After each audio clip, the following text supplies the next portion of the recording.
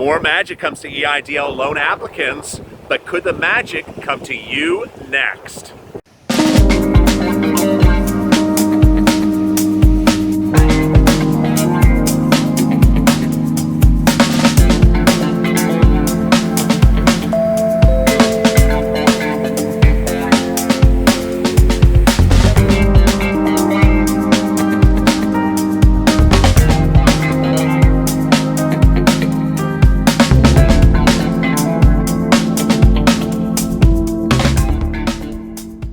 Hey everybody, this is LALATE with a second stimulus check and stimulus package update for today. This one's about EIDL Loan and Grant, that SBA program. As always, like and subscribe to this channel and drop your comments below and we may feature them in tomorrow's recording. And please hit the bell on the front of this channel every time you hear something crazy, which is what I've been hearing in the last 24 hours. Let me do something a little bit different today. Today I'm going to go over the most important things you need to know when trying to get your EIDL loan approved. And it appears that while this channel has grown enormously in a short period of time, a lot of viewers simply don't still grasp very fundamental things that you need to know. So I'll get out a pen and paper and I'm going to go over this with you right now.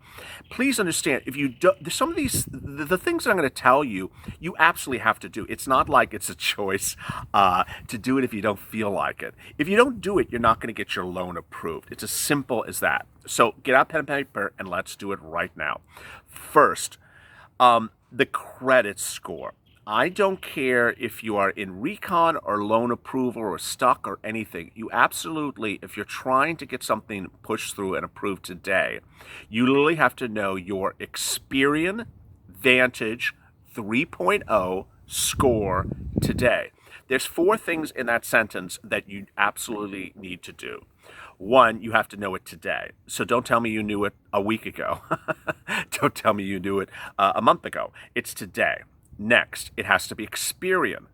There's at least some viewers that are still bickering over FICO, TransUnion, and, Kellogg's Frosted Flakes. It's Experian, no one else. I don't care what your FICO score is, nor does SBA. They will not loan you a penny because of your FICO score or your TransUnion score. So don't be looking up at FICO or TransUnion.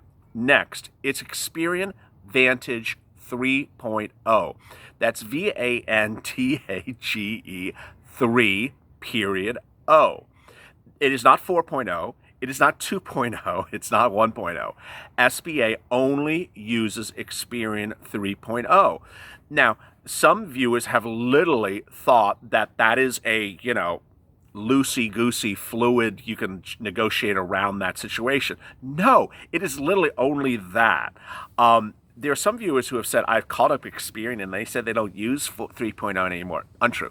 I can't find 3.0. I can only find 4.0. Well, sorry, you're not doing it the right way. What if I use 2.0 or what if I use 1.0? No, it's 3.0. 3.0. Vantage 3.0.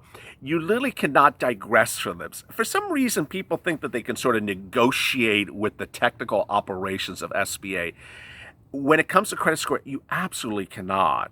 So it must be Experian Vantage 3.0. Okay, how do you check it? This is also very, very, very simple. You need to call the phone for Experian. You can't email them. You have to pick up the phone. People are going to say, I emailed them. Okay, you have to pick up the phone. Now, there's some cases in which you can be an Experian customer, and I don't think it costs any money, or you can download their app, and you can actually look it up via your app. There are those ways you can do it as well. When you get the results, you need to screen grab it. You need to make a copy of it. You need to take an image of it. So that is what's important. Okay, next, the number. This is also like a negotiation tool. The number is not negotiable. If your Experian Vantage 3.0 score is 520, it's not like if you get a nice loan officer on the phone, they'll roll over and sort of make an exception for you. No, they literally have an order: do not loan under this score. Now, on the other hand, if you have above the score, you will automatically get processed if everything is right. So it's so simple. You know what this is like? It's like you walk up to a door at the VIP lounge and it's collars required and you have a t-shirt on. You say, I have a really nice t-shirt. Let me in. No, it's collars required. I have a really nice t-shirt and the t-shirt costs $700. No, collars are required. I don't know why people think they can negotiate with SBA over Experian Vantage 3.0 and the score. You cannot. And what's so funny about it is that, like a nightclub that doesn't have cover charge, if you have the collar and it's done exactly like it is, you'll be right in and you'll have the loan. I mean, it's as simple as that. So before you do anything else in watching this video, well, after you watch this video and watch all the other videos and like and subscribe and share and post them on Facebook, you should be contacting Experian and doing exactly what I say. You absolutely have to do it. If you don't do it, you're not going to get a loan. I'm going to say it again. If you don't do it, you're not going to get a loan. Okay, so you call up, you get your loan number. The number is so critical. Now, as you know, the situation today or the last couple weeks is totally different than how it was in April. Back in April, May, I had videos then that said the loan number is moving and shaking and it's all over the place. No, there's a hard, fast rule on the number now. It's somewhere around 570, 580, but I tell viewers always 590. Now, this is the one that has a little wiggle room.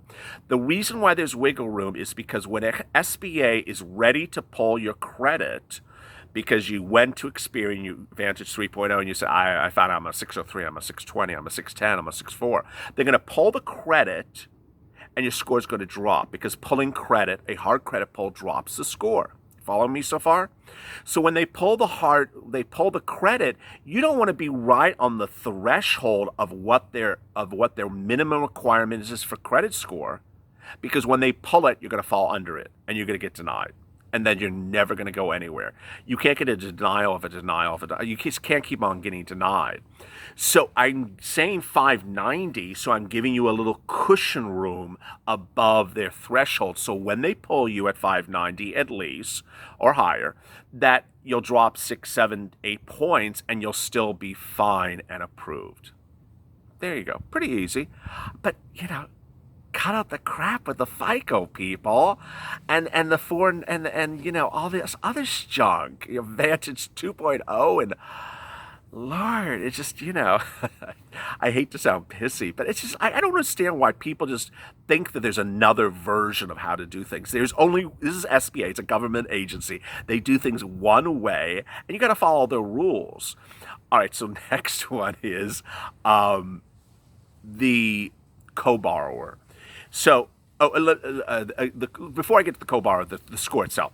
So let's say you contact Experian, and you see it's 603, you're fine. Okay, let's say you contact Experian and you're 570 or something like that. It's like LALATE said that's too dangerous. It's too close to the line. Experian has a thing called the boost. You ask for the boost, BOOST. Call them up on the phone, say, I want that free boost. It's free. They will do a boost, and that gives you an automatic lift of about 20 points. So if you are a viewer that's at 570 or 560 or 565, that boost could be the break or make it for you. So do it. Now, a lot of other viewers, including some of the mentors, have said that there are other mechanisms that Experian offers that's for free that lifts you as well. But if you do the boost, you do everything I told you, and it's still below 590, what you're going to have to do with Experian on the phone is get negative entries removed. It doesn't take long, just a couple of days. It's very, very simple. You need to do that. And when you do that, then you're at 590. Now, again, there are some viewers who say, oh, should I reach out to SBA before I do Experian? No. I mean, why are you reaching out to SBA, which is a loaning agency with a credit score that doesn't meet the threshold? You're below the threshold. I told you what the threshold is, and you think they're going to make an exception for you because, you've lost your house and you're homeless and you have no food on the table. They literally don't care. They will laugh in your face because they literally don't care. So they don't care what your swan song story is. I do. I care for you. And I'm saying to you, literally do this thing and your entire life will be changed within minutes. Getting Experian to fix things for you is very easy. It's a great, simple process. It's so easy. And so the matter of just fixing something over a day or two before contacting SBA, which is going to treat you like a bunch of crap, is just wonderful. So follow the path and follow the path. All right, so now, let's say you do all that and you're still like, under the threshold. You're like, oh, God, I'm still under the threshold. This is not working. You're going to need a co-borrower. There's some viewers that are in that situation that need a co-borrower. How you do a co-borrower is a little bit complex, but you need the co-borrower to confirm that their experience score is the same, is above the threshold, all that type of wonderful stuff. All right, so you've gone through all that. Then what is next? Well, most of you, the vast majority of you, are where you are because of a technical glitch with SBA's computer system or credit issue. For example, you got a loan offer, you accepted, they haven't accepted on their side. You have to do the Experian credit score. Why? Because once you get them once you wake them up and say, "Hi, I'm stuck. Here I am. I'm stuck." "Oh, you're that stuck person. Okay, let me pull your credit." Wait, don't pull out my credit. I'm not ready. My credit score is bad. I don't know what my credit score is. Don't be reaching out to people until you do the credit first. Then when they say, "Oh, you're that stuck person, let me pull your credit," you're like, "Yeah, pull my credit because I know it's really good because LALATE told me to do that first. And when they pull my credit, I'm going to get approved." They're going to pull the credit and they're going to say, "Oh, yeah, he has great credit. She has great credit. Approve." Done. So darn simple. Same thing for recon. So if you're in recon because of bad credit, you have to do the same thing as well. And I mean, that's so easy. You're in recon, you're saying, "Hey, my credit is fixed. I got great credit." Well, not great credit, but higher than what you need for me to get a loan. Do it. All right, next, let's change subjects to something else. The calculation. For some reason, people are I don't know where this information is sort of like fallen by the wayside. But the loan calculation, the loan amount is based upon a calculation. SBA has a loan amount calculation. It is cost of goods sold minus, revenue minus cost of goods sold divided by 2. So when you filled out the Streamline application, you listed revenue for 2019 minus cost of goods sold divided by 2.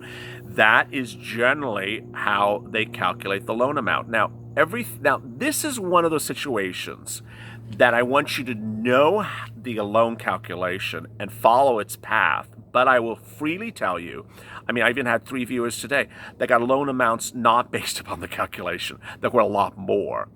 But I want you to know the loan amount because that means that's the minimum you should be at.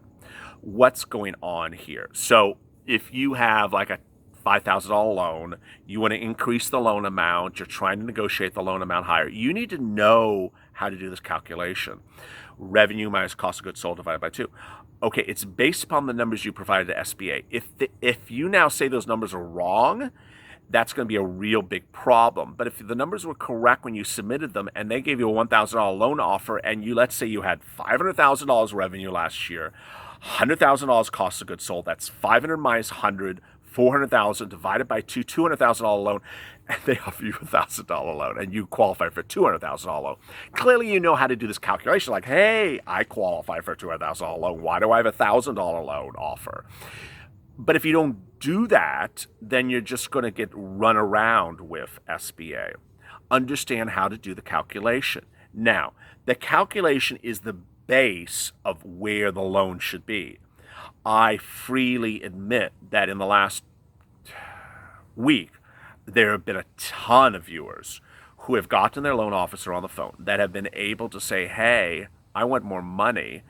And they said, okay, here you go. Here's a lot more money, $150,000. And they didn't even look at their Streamline application. They didn't, do the calculation. They didn't do this. They didn't do that. There are some loan officers that are just throwing money at people because apparently SBA just wants to keep on loaning money and making money on this loan operations. So, yeah, if you want a lot of money, you may get a loan. You may get someone on the phone that just throws you a lot of money. Next, collateralization. I have not done collateralization as a video for this channel for ages, but if you're new to this channel, please understand that any loan over $25,001 is collateralized by SBA. What does that mean? If you do not make payment on it, they can come and default against your stuff. What is your stuff? You know, if your accountant is your computers and your desk and your chair, and your bank account. If you are a trucking company, it's your trucks. You know, if you're an Uber or Lyft driver, it's your car. So don't think that this is just like a nice free-for-all to get a lot of money, and then if you don't pay it, no, who cares? No, they will come and collect you against you if you're collateralized. Now, it is ultimately your decision whether you want to take a bigger loan, smaller loan, increase it, decrease it. It's up to you. I know a lot of viewers are now saying that the pandemic is getting worse, that they want to have more money, they can't afford more money, and they don't think that the amount of the loan that they have currently is enough. All right, let me go over some strange, wrong stuff that I've heard in the last 2 days. One, SBA threatened me and told me I had to take a measly loan offer before I did this and this. There's no such rule. There's no such rule that you have to take a bad loan offer and then negotiate it up. That's simply not true. Next, someone said EIDL is reopened, and so you can go back in and reapply for the same business to get more money. No, also not true. Your loan is going to come with part of your grant money. Also not true. Your grant money is still coming. Also not true. Let's see what other crazy things I've been hearing overnight. This is what's really weird. Some people are being routed to Recon to do loan increases. I mean, if that's the way SBA wants to do it, that's the way SBA does it. Also, SBA is sending some people loan documents to sign via a box.com online portal that is not SBA owned. Sometimes SBA is sending them by messenger or mail in the mail. So some weird stuff is going on out there. Last, I had a couple of viewers. Let me back up. I had 11 viewers yesterday we got loans for who were all, the day before, who were all the same situation. They had loan offers, they accepted, SBA did not accept on their side, they were stuck. So I went through the two-step process. Do Experian, get the credit score, then reach out to SBA through my magic contact, and then get the loan unstuck. They all got approved within one day. But 3 others that had done the same step and two-step process the day before was still stuck. So what was going on? Well, late today I found out from one of those viewers they became unstuck because I said, you're going to have to push it a little bit harder because something's going wrong. What went wrong was apparently on the Streamline application, you're going to say, I remember this is LALATE's first week. On the Streamline application, they had a wrong number, and that's why the application was stuck. There was a routing number wrong with the bank account or routing or something unable to verify business existence. They couldn't verify the business identity. So there was something that caused the entity to be stuck. So ultimately, if you're really stuck, and you're using the help of this channel and you're still stuck, there's probably something very, very simple that is causing that stickiness. Sounds like a Pillsbury Dopeway commercial, that stickiness. Anyway, if you have questions in today's video, drop them in the comments below. Stay positive, stay motivated, stay focused, and stay with LA for more.